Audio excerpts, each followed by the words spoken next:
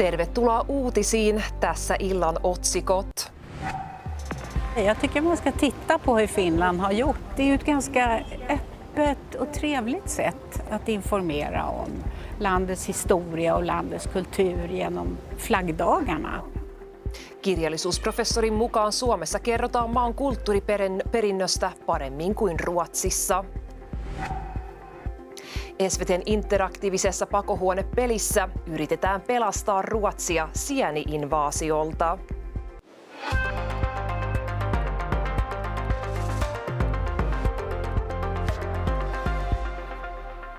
Hyvää perjantai-iltaa. Ruotsin entinen kansallinen turvallisuusneuvonantaja Henrik Landerholm on vapautettu syytteistä, jotka koskivat salaisen tiedon huolimatonta käsittelyä. Landerholm joutui syytteeseen sen jälkeen, kun hän oli unohtanut salaisia asiakirjoja kurssikeskukseen. Tuomioistuimen mukaan Landerholm toimi huolimattomasti, mutta ei törkeän huolimattomasti. Törkeä huolimattomuus olisi johtanut rikostuomioon. Hallitus haluaa kiristää läheisten maahanmuuttoa. Uudessa selvityksessä ehdotetaan, että oleskelulupaa voisi hakea vasta kun perheen jäsen on asunut Ruotsissa vähintään 2 vuotta. Lisäksi ehdotetaan, että niiden läheisten joukkoa, jotka voivat saada oleskeluluvan perhesiteen perusteella, rajataan nykyistä tiukemmin. Tavoitteena on, että oleskelulupa myönnetään vain silloin, kun EU-lainsäädäntö sitä edellyttää. Tiistaina esitellyn kulttuurikaanonin avulla hallitus pyrkii yhdistämään ruotsalaisia. Kulttuuriprofessori Ebba Witt-Brattströmin mukaan yhteisistä kulttuuriperinnöistä voisi viestiä paremminkin. Hänen mielestään Suomi toimii tässä esimerkkinä, sillä kulttuuriperintöä tuodaan esiin vuoden mittaan liputuspäivien kautta. Jag tycker man ska titta på hur Finland har gjort därför att det är ju ett ganska öppet och trevligt sätt att informera om landets historia och landets kultur genom flaggdagarna. Exempelvis så har man ju ganska nyligen uppfunnit den här flaggdagen som året börjar med. Nämligen Aina och Alvar Aaltos och den finländska arkitekturen och designens dag. Och sen kommer Runeberg som ju har funnits länge och så liksom rullar det på. Man får kriget, man får de stupades dag, man får veteranernas dag, man får försvarets dag, Mannerheimerdagen, men man får också jättemycket kultur. Jag tycker det är så sympatiskt. Det är inga stora gester. Men det är ett faktum. Det är det här som skapar ungefärligen det som är Finland. Och då tycker jag naturligtvis att det ligger någonting lite plågsamt över det här kanonprojektet som nu har gått igång eller gått i mål, tror de, i Sverige. Eftersom det ändå känns uppifrån och väldigt styrt. Suomi liittyy YK:n Palestiina-julkilausumaan. Hallitus ei ole lausumaan liittymisestä yksimielinen, sillä kristillisdemokraatit ja perussuomalaiset ovat jättäneet asiaan eriävän mielipiteen. Ulkoministeri Elina Valtonen kommentoi asiaa medialle.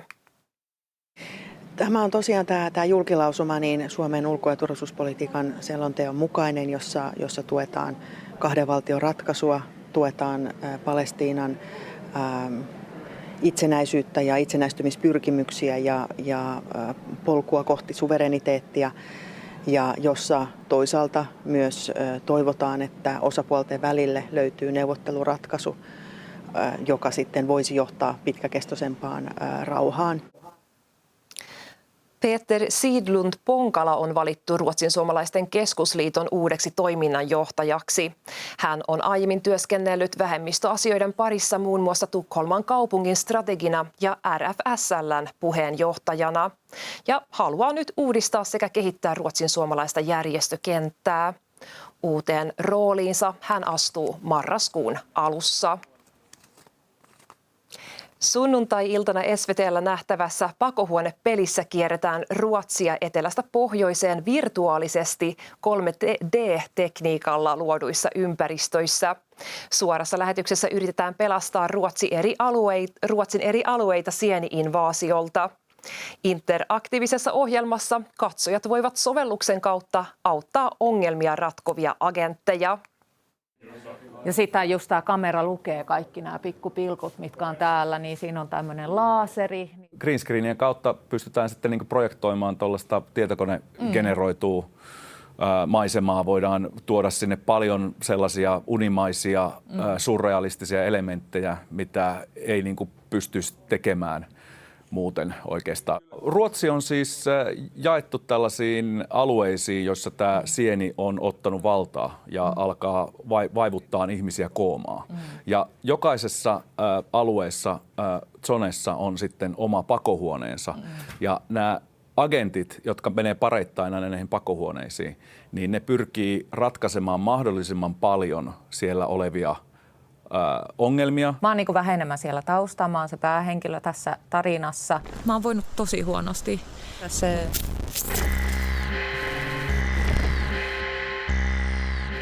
Juhani on niin kuin se, joka meinaa eniten olla yhteydessä noihin agentteihin, jotka on tuolla huoneessa. Ja me mennään nimenomaan Lauran alitajuntaan, Lauran uniin, kun hän on siellä koomassa. Ja mä oon linkki siinä yleisön ja näiden agenttien välissä. Eli jos yleisöltä tulee tosi hyviä vinkkejä tai pyyntöjä tai mitä tahansa. Että ne saa sitten agentit mennä tähän näin vaan istumaan ja sitten tässä varmaan on niinku tavaroita. Me meinataan puhua just suomea ja tietenkin on joitain agentteja, jotka ymmärtää paljon suomea, mutta ehkä ei puhu suomea, että sit siinä tulee ehkä sitä ruotsin kieltä. Niin kuin sekoitetaan ruotsin, suomea. Tämä ohjelma on niin. Suomen kieli on niin kuin pääosassa, mutta se on tekstitetty. Se on siis simultaani tekstitetty sitten, että se pitäisi tulla tekstitykset mukaan sitten, kun me puhutaan suomea niin ruotsiksi. Ja Svamp-invasionen ohjelma nähdään SVT Playssä ja Kunskapskanalilla sunnuntai-iltana kello 8 alkaen. Kristallengaala järjestettiin eilen illalla Tukholmassa. Palkintoja jaettiin TV-alan arvostetuille ohjelmille ja niiden tekijöille. SVT sai yhteensä 9 palkintoa. Muun muassa Melodifestivalen palkittiin vuoden viihdeohjelmana. Riks-ohjelma Efterlysin vetäjä, suomalaistaustainen Hasse Aaro, palkittiin TV-alan kunniapalkinnolla. Tämä pitkän uransa ja 66 kauden ansiosta. Ja katsotaan vielä lopuksi sää. Lauantaina sadealue laajenee pohjoiseen. Sade voi olla paikoittain kovaa. Päivän loppupuolella Itämereltä on tulossa uusi osa matalapaine. Sunnuntai pysyy matalapaineen merkeissä. Norlannin pohjoisosissa voi tulla paikallisia sateita. Lämpötilat suurimmassa osassa maata nousevat noin 20 asteeseen. Tässä kaikki uutisista. Hyvää viikonloppua.